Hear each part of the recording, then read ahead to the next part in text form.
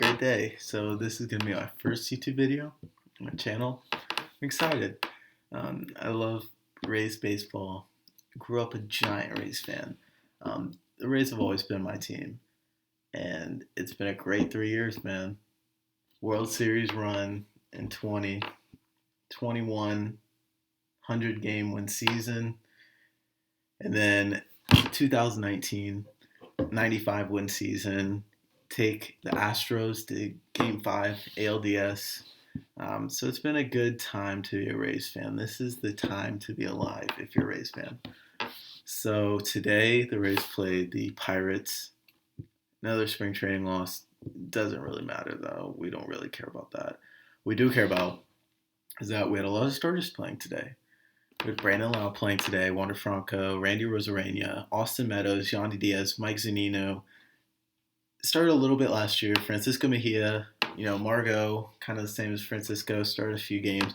And then we had a really good prospect in Vidal Brujan, who also played. Didn't really see much from Vidal. It's okay, this young guy. Like what I'm seeing from Randy Rosarena, coming back really hot. Ever since that 2020 postseason, he has not cooled off. He has been very, very good.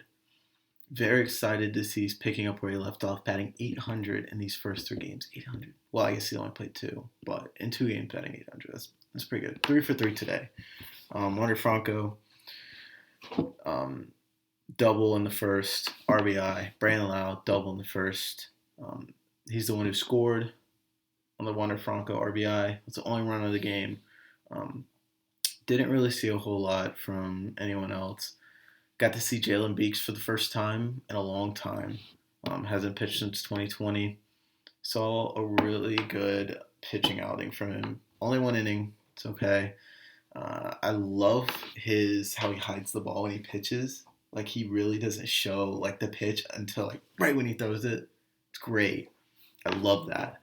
Seems like he'll be a really good addition to the Rays. String of arms for this year. Very, very excited about that. Definitely missed some of those guys last year, especially in the postseason. Really excited to get him back. So, it's the spring training. A lot of these guys haven't played in a long time, especially with the lockout. A lot of them are rusty. So, just trying to get some good at-bats up there. Liked what I saw from Wander, kind of. He had a couple wild swings, but, it's all right. We're shaking off the rust.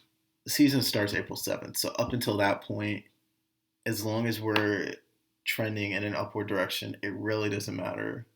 A lot of these guys are going to be shaking off rust. I mean, some of these guys like Vlad. I mean, Vlad Guerrero Jr. hits 450-foot nuke in his first at-bat. That's not going to happen. A lot of these guys are kind of easing their way back into it, trying to get back into the groove.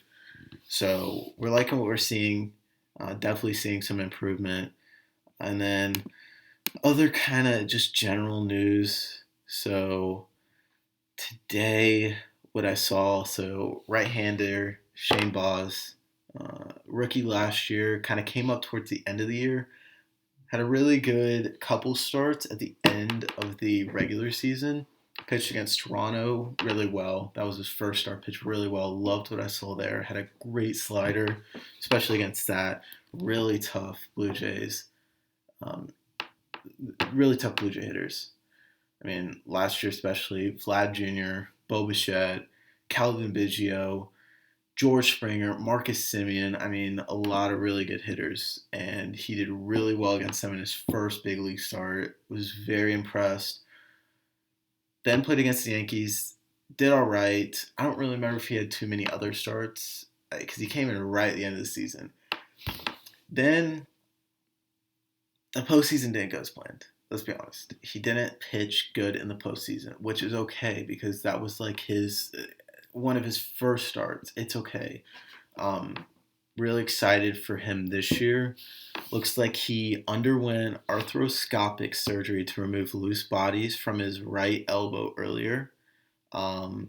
Procedure was performed by Dr. Keith. Shout out Dr. Keith. He's expected to return to throwing in 2 to 3 weeks. So, let's see, when does he start?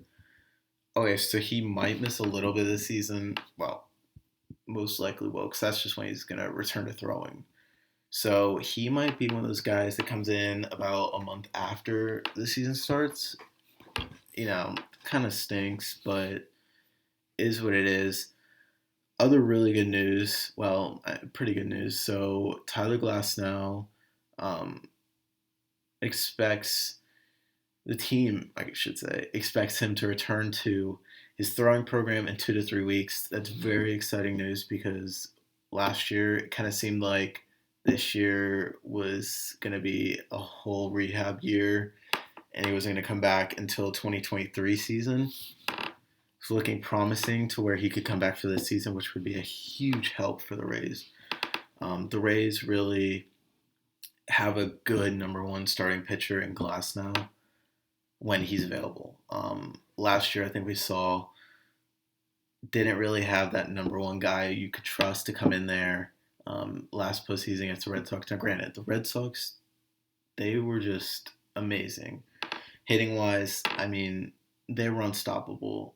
Seriously, there were times during that series where I was just praying for an out because it felt like it was impossible to ask anyone in the world to get an out against that Red Sox team.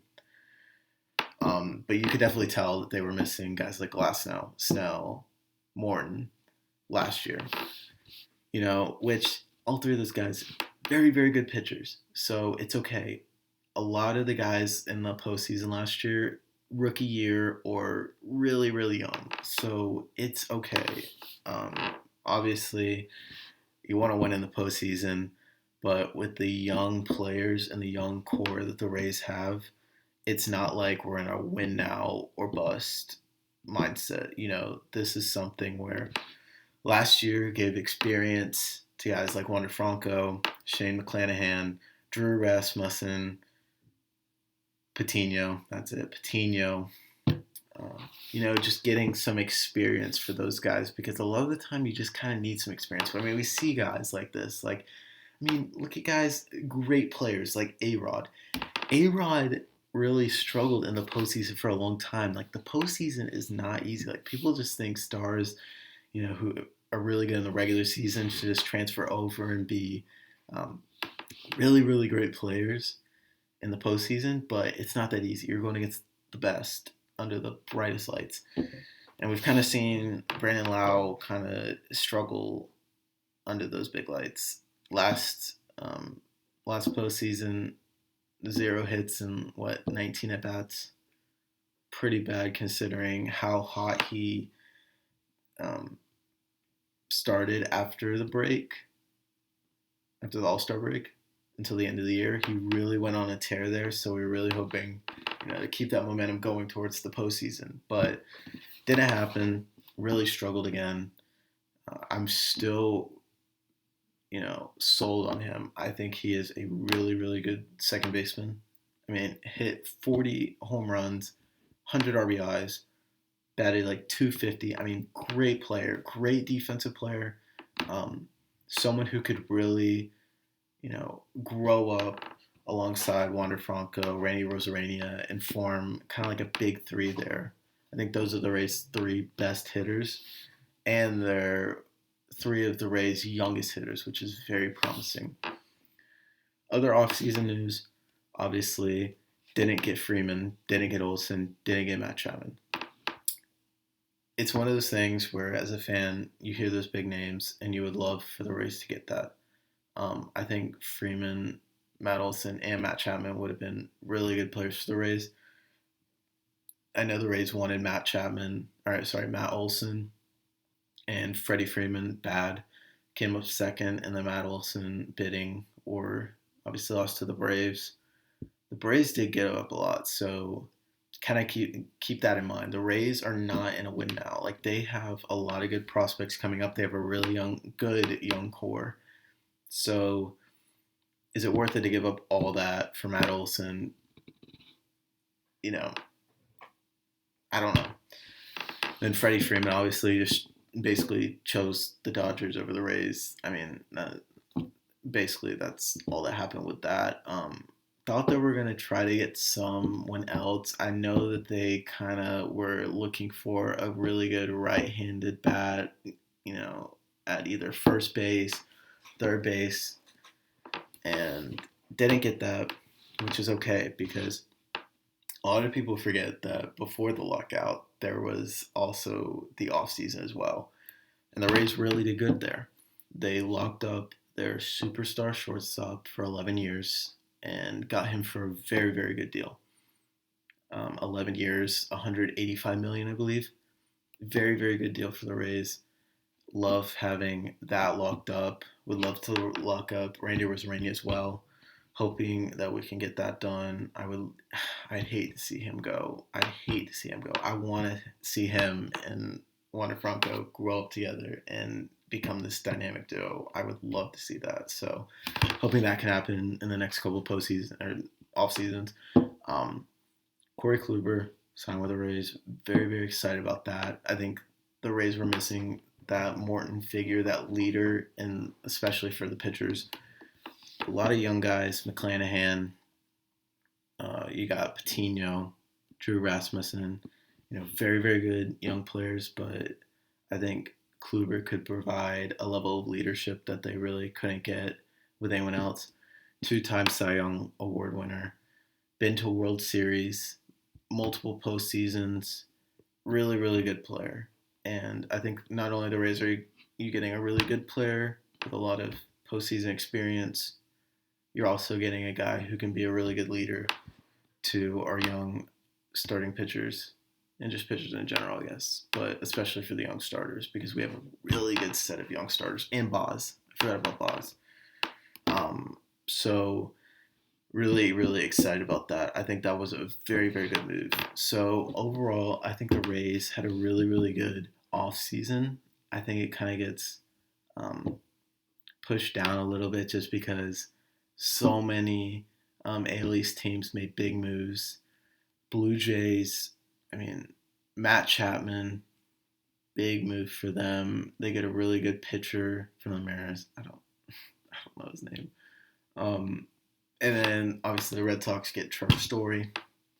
That's going to be a really good move for them. They did lose Schwarber, so they're definitely going to miss him. He had a really good postseason. Still got Kike, who we know can light it up in the postseason. So, they're still a really good team. It kind of seems like a four-way race in the AL East, kind of almost just a three-team. The Yankees still are the Yankees, but they didn't make any moves, and I was very surprised about it. But I'm also really happy because, I love it because I hate the Yankees, but I was very surprised they didn't get anyone. So it kind of looks like at this point it's just going to be between the Blue Jays, Red Sox, and the Rays. And I like the Rays' chances. So I'm very, very excited to get the season underway, start getting some regular season games under our belts. It's great just to have baseball back in general. Get to see a lot of the starters play today. Think tomorrow should be about the same. The Rays are at home again tomorrow against the Red Sox, 1 o'clock. Should be seeing some of the same guys I would expect. Franco, Brandon Lau, Randy Rosarania. Those guys should be hitting tomorrow, getting a few at-bats, 2 or 3. So I'm going to be looking forward to that. I'll make another video after that to kind of talk about the game there. Other than that, I think that's about it. Just want to kind of get on and introduce myself to the platform and just kind of talk about all the stuff that happened with the Rays. A lot has happened in baseball this past off season. Got a couple spring training games, 3 out of the way. Locked up a freaking stud in Wander Franco. So, great time to be alive as a Rays fan. Really excited for the future. And yeah, I think that's about it. I'll make another YouTube video tomorrow, kind of going over tomorrow's game. It'll be a lot shorter than this. I'll be kind of just talking about the game, what I saw, what I liked, what I didn't like. But other than that, that's about it. I'll see you guys later.